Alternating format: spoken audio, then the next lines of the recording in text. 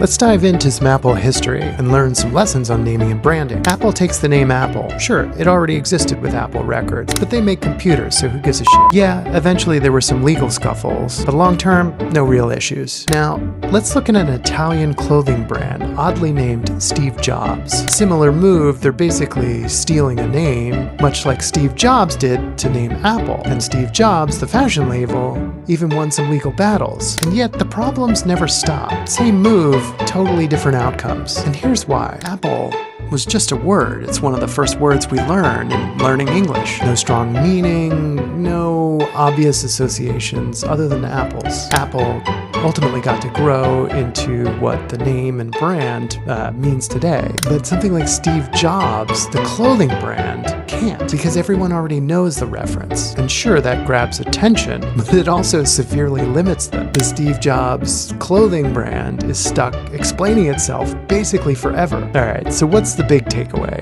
thinking about naming your new brand? Good names work when you can define them. Bad names fail when they already define you.